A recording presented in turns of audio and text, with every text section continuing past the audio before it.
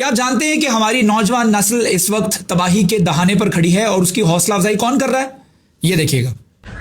Mummy آج کون سا حرام کام کریں گے؟ آج کس کی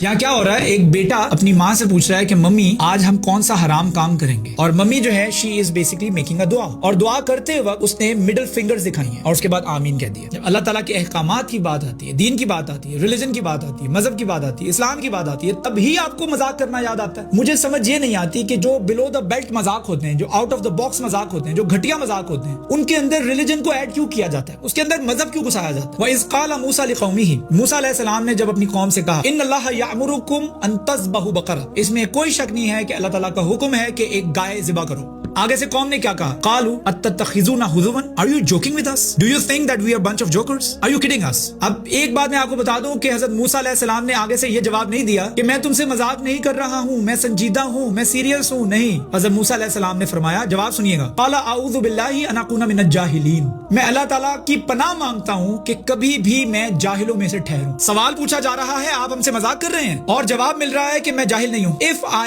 am joking about the things that Allah had commanded me to do, it means that this is the act of jahl. And Hazrat Musa alayhi salam says, I seek Allah's refuge from ever being that way. اللہ تعالیٰ کے حکم کا، اللہ تعالیٰ کے احکامات کا، religion کا، اسلام کا مذاق بنانا، جو بھی مذاق بناتا ہے, that is an act of jahl. You know what the first crack is? The first crack is when you do not take something very seriously is when you can joke about it. When you can joke about something, it means that you no longer take it very seriously. اور آج کل یہی ہو رہا ہے. آج کل اسلام کو، دین کو، ریلیجن کو بہت زیادہ سیریسلی نہیں لیا جا رہا. اسی وجہ سے اس نوعیت کی چیزوں کے اندر جے نماز کے اوپر بیٹھ کر جو ہے اس نوعیت کے مذاق کیے جاتے ہیں, اور صرف مذاق کیے نہیں جاتے, اس کے بعد اس کو سوشل میڈیا کے اوپر اپلوڈ بھی کر دیا جاتا ہے. میں آنٹی کی بڑی ریسپیکٹ کرتا ہوں, she is of the age of my mother, اور ہو سکتا ہے کہ ماں اور بیٹے کے درمیان ایسا مذاق ہو گیا. اول تو نہیں ہونا چاہیے تھا, لیکن اگر آپ نے ایسا مذاق کر بھی دیا تھا تو آپ اپنے بیٹے کو کہہ دیتی کہ اس کو اپلوڈ مت کرنا, لیکن آپ نے اپلوڈ کروایا یا انہوں نے کیا اور آپ کو اس سے کوئی پرابلم نہیں ہوئی. اس کا مطلب ہے that you are opening the gates of the sense for other people to come. آپ آنے والی جنریشن کو یہ پیغام دے رہے ہیں کہ کرو, اٹس اوکے, اس میں کون سی بات. اب کئی لوگوں کو لگ بھی رہا ہوگا, میں آپ کو مذاق نہیں کر رہا, کئی لوگوں کو لگ رہا ہوگا کہ یار شراز بٹ نے اس کے اوپر ویڈیو کیوں بنا دی, یہ کوئی اتنی بڑی بات نہیں ہے. یہ ہمارے لیے بڑی بات اس لیے نہیں رہی ہے کیونکہ ہمیں بہت زیادہ ڈی سینسٹائز کیا جا چکا ہے. ہمارے غلط سمجھنے کی جو حص ہے نا وہ ختم ہو چکی ہے, اب ہمیں چیزیں غلط لگتی نہیں.